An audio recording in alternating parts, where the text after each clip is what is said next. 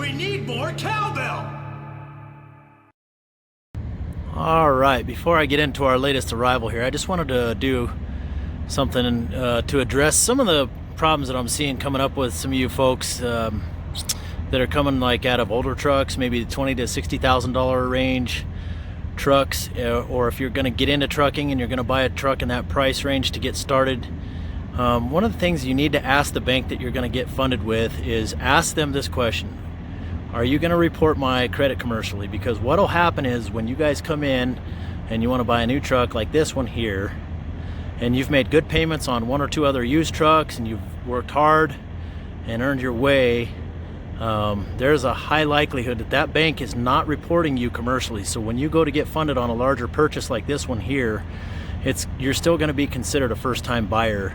So if you have questions about that, give me a call, because it's really becoming a prevalent problem here, and I'm seeing it almost daily, of where you guys are working your butts off to make your payments and then you literally got to start over from scratch. So if you're going to get funded, make sure that these banks are reporting commercial credit on you guys, otherwise it's going to be a long road for you.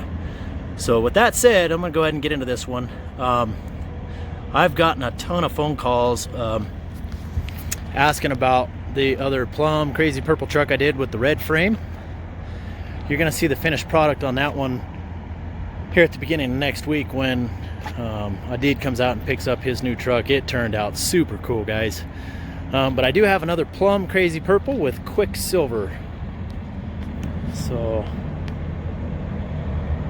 another flat top. It just got here from the factory. We haven't even done any type of upgrades. It's a blank pallet. It's ready for all the improvements you want to make to it. The other question that I've been getting recently is, J-Dub, why are you bringing trucks in without visors? And the reason why, I'll show you, is if you look under here, this is a stock visor from the factory. And as you can see, they paint all those the same color. So if you guys want to do a drop visor where you have the mounts that are on the side and then the center of the window pillar, we actually have to repaint the roof cap. And so if we bring it in without a visor, in my opinion, it's easier to put both on there, and then we have less likelihood of having difficulty doing a match on the paint or spending extra money to go ahead and get you guys the truck set up properly and looking right before we hit the road. So it's 280 wheelbase, 336 rears. This one's got a nice profile. You can see it's low leaf suspension, air ride front, 13.2. Again, I'll address the rivet lines on the Seminole paint. As you can see here, the lines do not follow the paint. So if you guys are going to do custom paint on your truck and you want the rivet line to follow, as you step back, you can see the lines are level and the hood is ever so slightly sloped on these trucks. So to get past that, let me go under the hood here, and you can kind of see the flake in the paint. This is a paint coat off of a 69 Barracuda, if you're a Dodge Mopar person, with the exception that it's got metallic in it now. So if this were a flat paint, that's what it would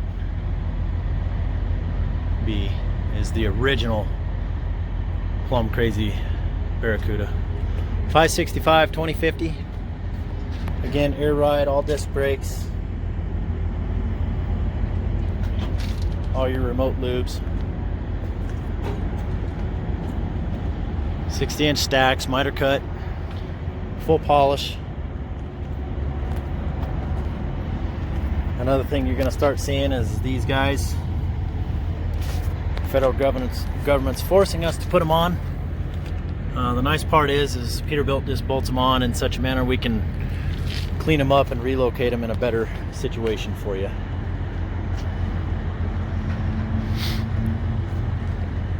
Peterbilt oval rims, 22 tall rubber. Oh, I'm sorry, it's 24 low pros. My apologies. 24 low pro Bridgestones. M726s. Full lockers. I'll show you in the panel. And my buddy Zach built this truck. He put a Yoast fifth wheel on here. I like the Yoast fifth wheels. They can be rebuilt without having to take them apart. My understanding is that it's one of their big selling features. I might just be spewing a bunch of sales nonsense too, right? You guys will let me know. You're real honest with me about stuff. I appreciate it. This one's 18.6 on the scale. If you look at a video I released yesterday, you'll see that blue and gunmetal gray fender truck that I did. And for a stand-up sleeper truck, it weighs in just a little bit less than this one. So, all right, Sears seating. Talk about this a little bit. I'm gonna bounce it again. Let you guys know this bottom section can be taken off. And if you want to do a quick, cheap, easy mod, you can lower your seat just a little bit and not have to spend any money. You can even use the factory bolt holes.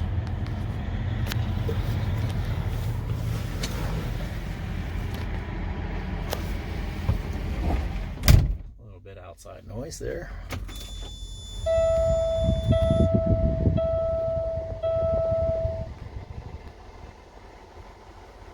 Got 13 gauges on this guy. PTO switch.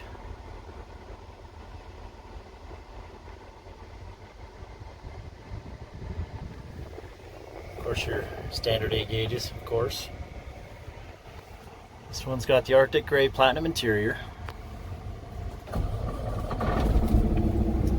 Nice view down the hood.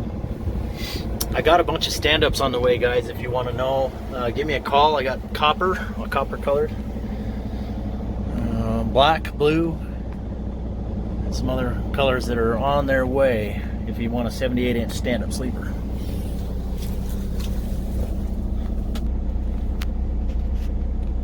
Of course, you got your S-bar bunk heater and all the HVAC stuff.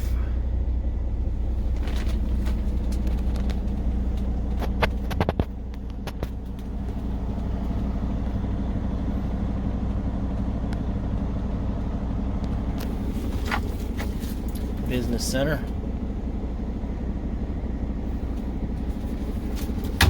So there you go. This is our 2021 Plum Crazy Purple Quicksilver Seminole flat top.